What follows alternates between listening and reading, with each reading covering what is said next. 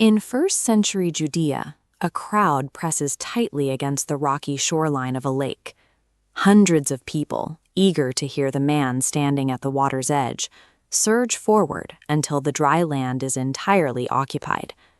To find the space needed to be heard, the teacher climbs into a small wooden fishing boat. He pushes out onto the water, using the surface of the lake to carry his voice back to the people on the shore.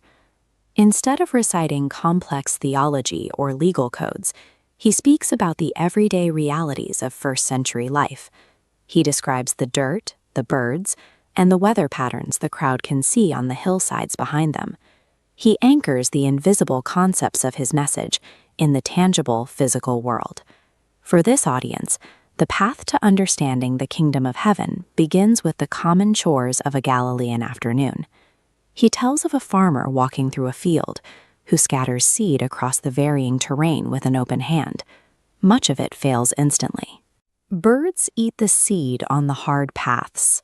The sun scorches the sprouts that hit shallow, rocky soil. Thick thorns grow up and choke the plants before they can mature. The turning point occurs when the seed finds deep, rich soil.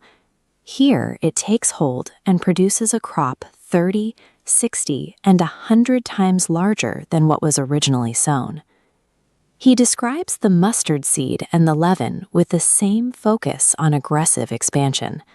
A tiny, nearly invisible grain becomes a massive tree.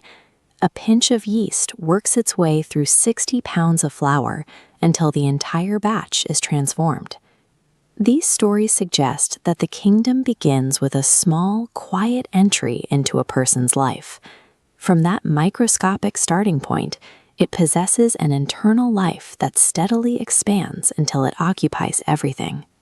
As the message takes root, the focus shifts to a sudden realization of its value. He tells of a man who stumbles upon a treasure buried in an open field and quickly hides it again.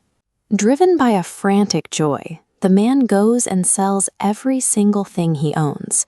He liquidates his entire life just to secure the funds to buy that one specific plot of land. A merchant finds a single pearl of such immense quality that he does the same, selling his entire inventory and his old life to possess it. This level of spiritual clarity turns the loss of possessions into a triviality. The joy of what is gained makes the sacrifice of everything else feel like a bargain. This internal realization eventually collides with the friction of the real world. He describes a traveler on the road to Jericho who is beaten, robbed, and left for dead. While the respected religious leaders of the day walk past him, on the other side of the road, a Samaritan, a cultural outsider, stops to provide mercy, bandaging his wounds and paying for his care. The difficulty of external mercy is matched by the requirement for internal forgiveness. A king forgives a servant's debt of 10,000 bags of gold, a mountain of wealth that could never be repaid. Yet that same servant immediately finds a peer who owes him a few silver coins and has him thrown in prison for the debt. The narrative places the listener in a difficult position. It suggests that the grace one receives is meant to be the exact template for how one treats their worst enemy and their smallest debtor. He addresses human failure through the story of a younger son who demands his inheritance early, squandering it on wild living in a distant country. Reaching his lowest point, the son finds himself starving in a pig pen. He decides to make the long, shameful walk home, hoping only to be hired as a servant in his father's house. While the son is still a great distance away, the father sees him and abandons his dignity. He runs down the road to embrace and kiss the boy before he can even finish his apology. The father meets total failure with a dead sprint toward reconciliation. It is a portrait of a kingdom that prioritizes the recovery of the lost over the preservation of social order. Eventually, the journey of the listener moves toward a final moment of accountability. He describes 10 virgins waiting in the dark for a delayed bridegroom.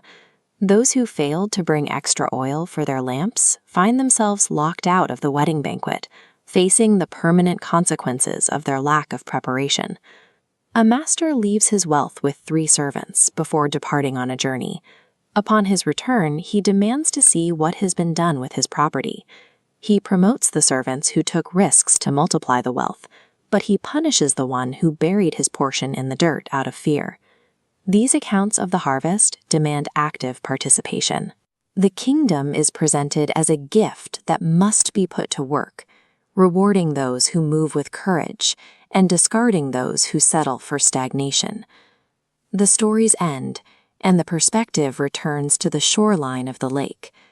The crowd stands in the silence of the afternoon, processing the tales of the farmer, the son, and the king.